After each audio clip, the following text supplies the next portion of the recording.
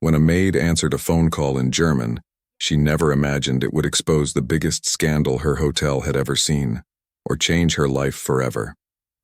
The story begins with Maya Lewis, a 30-year-old hotel cleaner at the opulent Crown Regency Hotel in downtown Chicago, a place where crystal chandeliers hung from ceilings high enough to swallow dreams, and where no one ever noticed the people who made the floors shine. Maya had been invisible for years, not because she lacked ambition, but because she was too educated, too smart, and too black for a system that preferred her silent and unseen. That morning, as she scrubbed the marble tiles in the grand lobby, her old phone began to buzz inside her apron. The rule was clear: no personal calls during work hours.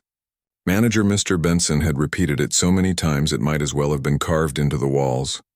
But the caller ID froze her in place. Midwest University. The same university where she'd applied for a master's scholarship in linguistics 6 times before. Her heart pounded. "Just 1 minute," she whispered to herself, ducking behind a towering potted plant near the elevator. She pressed the phone to her ear. "Maya Lewis?" a voice asked in German. She froze for half a second before instinctively responding in flawless German, her tone polished and confident, a voice no one at the hotel had ever heard from her. It was Professor Reinhardt, the head of the International Linguistics program. He wanted to discuss her revised essay submission. Maya's pulse quickened. This was the call she had been waiting for all her life. But just as she started explaining a translation nuance, the sound of leather shoes clicking against marble stopped her mid-sentence. Standing only a few feet away was Edward Hawthorne, the billionaire owner of the entire Crown Regency chain, accompanied by the ever-watchful Mr. Benson. They stared at her, one in surprise, the other in rage. Maya's voice faltered. "Ich rufe später zurück," she whispered into the phone before hanging up. "Lewis, my office. Now." Benson's tone was sharp enough to cut through glass. The walk to the manager's office felt endless. Every step echoed with humiliation and fear. Other staff members peeked through doors, some sympathetic, others smirking. Everyone knew what a Benson meeting meant: public embarrassment and punishment. Inside, Benson didn't even let her sit. "You know the rules, Lewis, no personal calls. Especially not in the lobby where guests can see you." "I'm sorry, sir. It was important." "I don't care if it was the president," Benson snapped. "And what language was that, French?" "German," Maya corrected softly, his face twisted. "German, French, Martian, I don't care. You embarrassed this hotel. The owner saw you. Do you understand how that makes us look?" Maya bit her lip, swallowing her anger. She had seen receptionists laughing on personal calls many times without consequence, but they were white, young, and well-dressed. She was none of those things. "I'm reassigning you," Benson continued coldly. "You'll handle the basement maintenance restrooms for the next 3 months. No guest contact. Maybe you can speak all the German you want down there."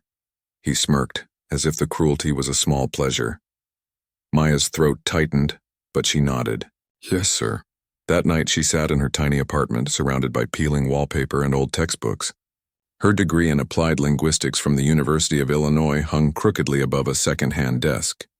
6 years of night shifts and unacknowledged applications stared back at her. Tears slid silently down her cheeks as she whispered, "How long do I have to prove I belong? But life has a strange rhythm, one that beats loudest just before everything changes." The very next morning, as Maya polished the floor outside the front desk, she heard her name called.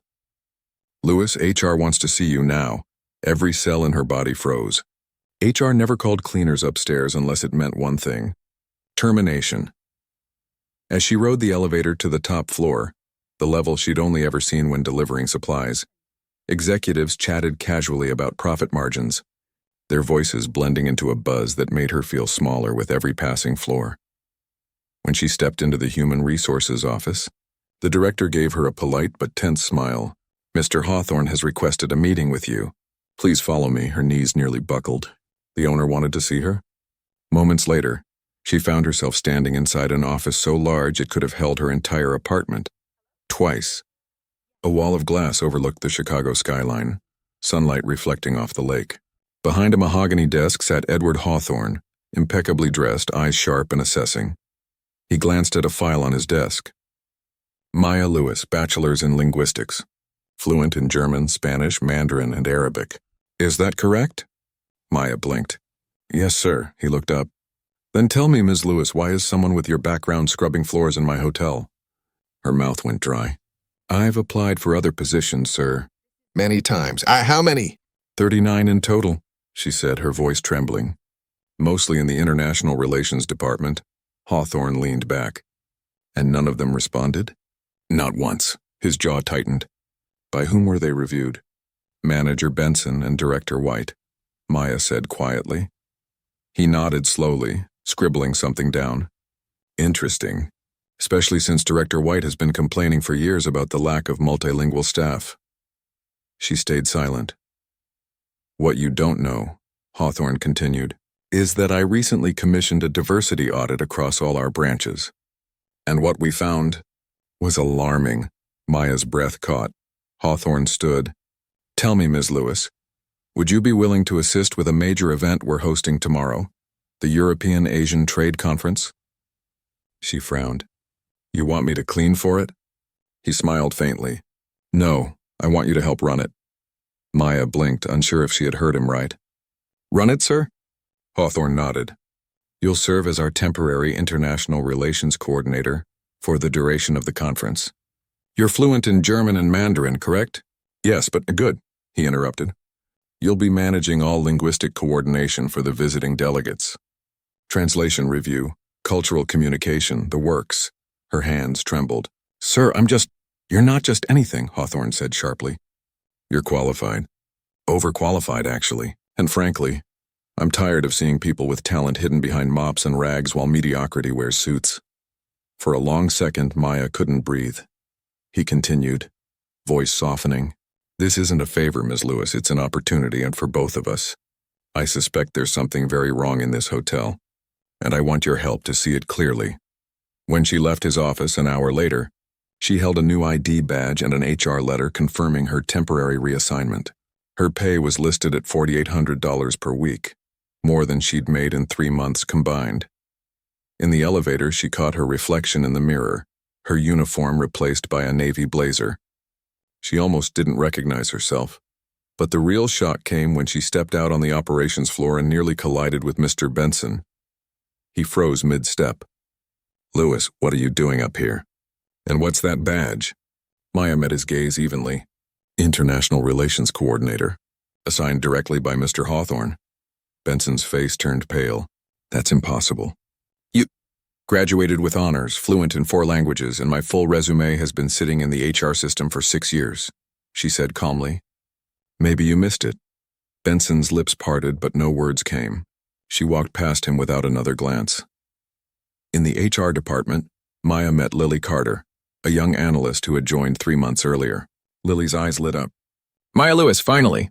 I read your file and couldn't understand why you were cleaning bathrooms. I even asked Director White about it and he brushed me off. Maya smiled faintly. Well, it seems the universe finally returned my call. They worked together to finalize her transfer paperwork.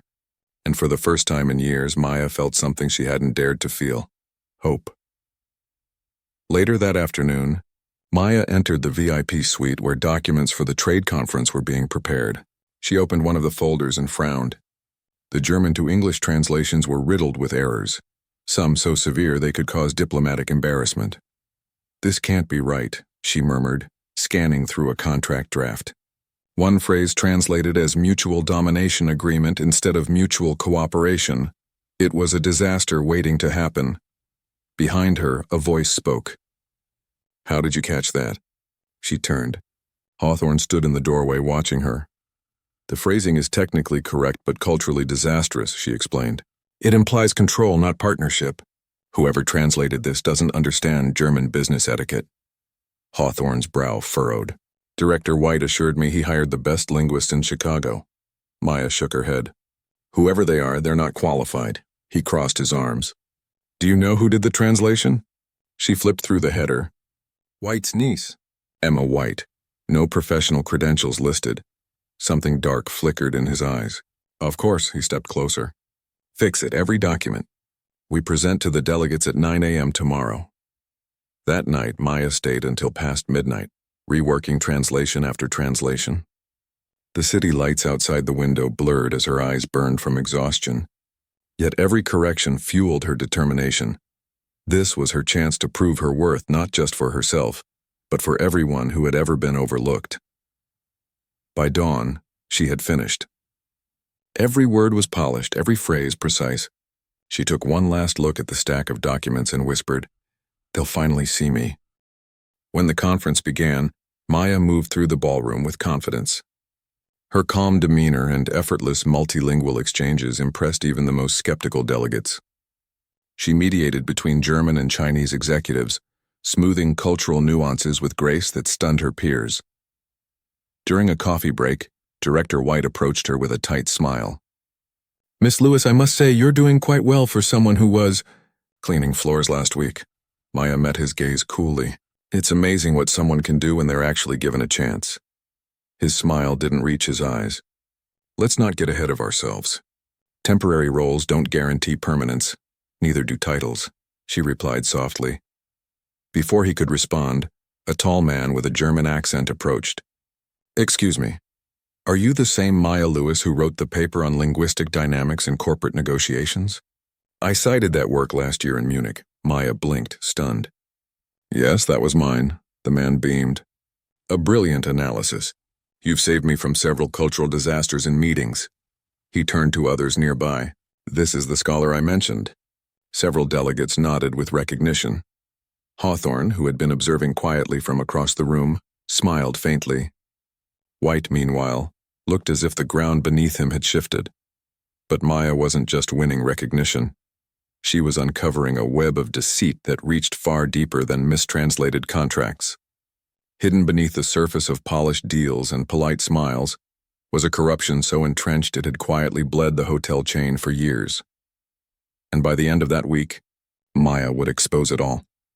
2 days into the conference, the Crown Regency felt like a storm about to break. Maya could feel it in the air, uneasy glances, whispers that fell silent when she entered a room.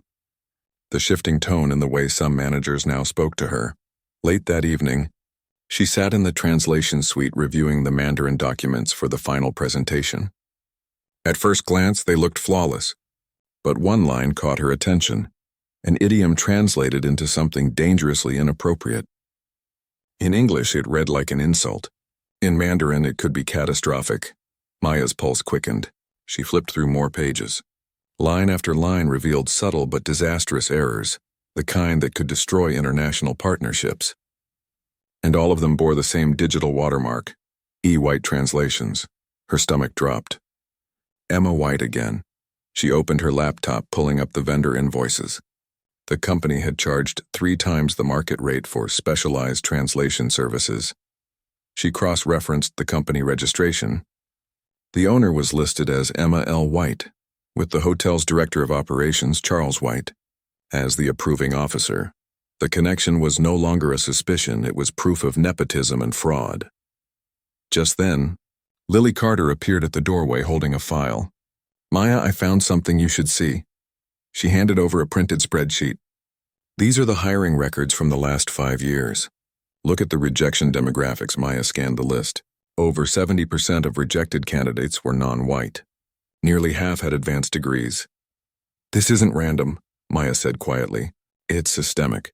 And every rejection was signed by the same 2 people, Benson and Charles White," Lily added. "They've been running this place like a private club." Maya closed the file slowly, her jaw tightening. Not anymore. The next morning, before the final session, she approached Hawthorne in his office. He looked up from a stack of reports, eyes questioning. "I found something," she said, "and you need to see it before this conference ends." As she explained everything, the faulty translations, inflated contracts, and discriminatory hiring, Hawthorne's face darkened. "You're certain?" "I verified the records myself, and I have digital copies of every invoice." He stood abruptly, his expression unreadable. "Stay here. Don't tell anyone." But before he could act, the door burst open. Charles White strode in, his face flushed. "Richard, the delegates are asking about inconsistencies in the Mandarin documents. I think that maid you promoted made a mistake." The silence that followed was heavy enough to crack the air. Hawthorne turned slowly. "Charles, are you accusing Ms. Lewis of your own errors?" White blinked. My errors? Hawthorne held up the file. I'm looking at payment records for $50,000 to your niece's company. For translations she wasn't qualified to do. White's color drained. That's ridiculous. She's certified. By which institution? Maya interjected. Because I contacted the Beijing Institute this morning. They have no record of her ever being enrolled. White's composure snapped. You don't belong here. You think because you learned a few fancy words you can play with executives? Maybe not, Maya said evenly. But I do know when someone's stealing from their own company. Hawthorne's voice cut in like a blade. Enough. Charles, you'll attend an emergency board session this afternoon. Bring every document you've ever signed related to E. White translations. He turned to Maya. You'll join me. We're ending this today. Word spread quickly. By noon, the entire hotel buzzed with tension. Employees whispered in corridors, speculating about what was coming. Benson paced outside the HR office, face slick with sweat. When the board meeting began, the main conference room was packed. Executives, department heads, and visiting delegates curious about the commotion. Hawthorne stood at the head of the table, his voice firm but calm. We're here because of a discovery made this week, one that reveals more than translation errors. It reveals a culture that has quietly destroyed potential and drained millions from this company. He gestured toward Maya. Ms. Lewis, if you would. Maya stepped forward, her palms trembling slightly but her voice clear.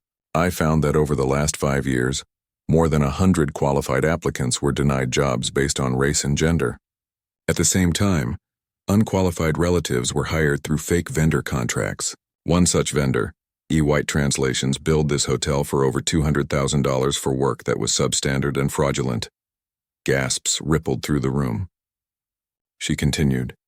These mistakes could have caused diplomatic failures with our international partners. The only reason they didn't is because I caught them in time. Charles White stood up abruptly. Lies, she's just... Sit down, Hawthorne said coldly. We've verified every document, including the payments to your niece's fake business account. White's voice cracked. You can't fire me over this. I'm not firing you, Hawthorne replied. I'm pressing charges. The room erupted in murmurs. Maya's heart raced, not from fear, but from the sheer surrealness of watching power shift in real time. Then Hawthorne looked toward Benson. And as for you, Mr. Benson, there are signed reports of repeated discriminatory behavior against qualified employees. You're suspended pending full investigation. Benson's mouth opened, then closed again. He slumped in his chair. When it was over, Hawthorne turned back to the assembled staff. Let this be clear. From this day forward, no talent in this company will go unseen because of color, background, or accent. We will build something better, something fair. He looked at Maya. And to make sure of that, I'm appointing Dr. Maya Lewis as our new Director of Multilingual and Cultural Affairs, effective immediately. The room burst into applause. Some clapped hesitantly, others with genuine pride. In the back, members of the cleaning staff stood, tears glistening in their eyes. As Maya sat down, overwhelmed, Hawthorne leaned toward her. You've done more than fix translations, he said quietly. You've translated truth into change. That night, long after the hotel emptied, Maya walked through the quiet halls she had once cleaned. The same marble floors gleamed beneath her heels. But this time they reflected a different woman, one who no longer belonged to the shadows. Yet as she looked out over the glittering city skyline, she knew the story wasn't over. Because what had started as one woman's fight for fairness was about to ignite a movement across an entire industry, and it had all begun with a single phone call, in German. 6 months later, the skyline outside Maya's new corner office glowed gold in the afternoon sun. The brass nameplate on her oak door read Dr. Maya Lewis, Vice President of Cultural and Global Relations. She still stared at it sometimes, hardly believing it was real. Inside, the hum of purpose filled the air. Staff moved quickly through the department. Translators, analysts, and newly promoted managers. Many of them people who had once been invisible in the hotel's hierarchy. The once quiet corridors now carried voices in German, Spanish, Swahili, Hindi, and Mandarin. The change was unmistakable, alive. Maya, Lily said, poking her head through the door with her usual bright energy. Everyone's ready for you in the conference room. The board's waiting for the final presentation of the Hidden Talent Initiative. Maya took a deep breath. This was her program, the idea she had fought for. The one meant to change not just their hotel, but the entire hospitality industry. She walked into the room where executives, regional managers, and even Hawthorne himself sat expectantly. The walls displayed charts and data points, but what mattered most wasn't in the numbers. It was in the faces of the people sitting there, people who now saw themselves reflected in leadership for the first time. She began with quiet confidence. 6 months ago, we began an internal audit to find employees with unrecognized skills, people whose resumes were buried, whose talents were ignored. Today, I'm proud to report what we found. She clicked a remote and the screen filled with statistics. Across 27 properties, we identified 174 employees with advanced qualifications in management, finance, technology, and linguistics. 78% were from minority or immigrant backgrounds. A murmur ran through the room. Many of them, she continued, had been working in housekeeping, maintenance, and kitchen roles. Today, 85 of them hold management positions, 30 have joined corporate training programs, and 5 are now department directors. Hawthorne leaned back, arms crossed but smiling. Maya went on, her voice steady but warm. Since we promoted from within, our turnover rate dropped by 40%. Our international client satisfaction increased by nearly half. And we've saved more than $2 million in external translation and consulting costs. There was a long pause followed by quiet applause. But Maya wasn't finished. She looked around the table, meeting each gaze. I want to share something personal. When I first joined this hotel, I had a degree no one cared about. Every time I applied for a position, I was told, "We'll keep your application on file." I believed them. For years. Until I realized that some people's applications never get read. The room went still. My mother used to tell me, "They can ignore your presence, but they can't erase your potential." She worked as a hotel maid. Too smart, capable, but never given the chance. She passed away before she could see this. But everything we're doing here, every new door we open, is for people like her. A few of the executives wiped at their eyes. Lily glanced down, trying to hide hers. Maya smiled faintly. What we've built isn't charity. It's justice. Talent exists everywhere. It just needs to be recognized. Applause spread through the room, louder this time until it filled the air like thunder. After the meeting, Hawthorne walked beside her down the corridor. You've done more in 6 months than most people manage in years, he said. You've changed the DNA of this company. Maya shook her head. No, we changed it together, he smiled. You know, other hotel chains are already asking about the program. You might have started something much bigger than Crown Regency. That evening, Maya stood by her office window, gazing out at the glittering lights of the city. Her phone buzzed, a new email notification. When she opened it, her breath caught. It was from Professor Reinhardt at Midwest University. Dear Dr. Lewis, it began. We have followed your recent achievements with great admiration. It would be our honor to invite you to serve as a visiting professor of applied linguistics and cultural studies for the upcoming semester. She let out a soft laugh of disbelief, her eyes welling with tears. 6 years of rejection, and now the same institution that had ignored her wanted her to teach.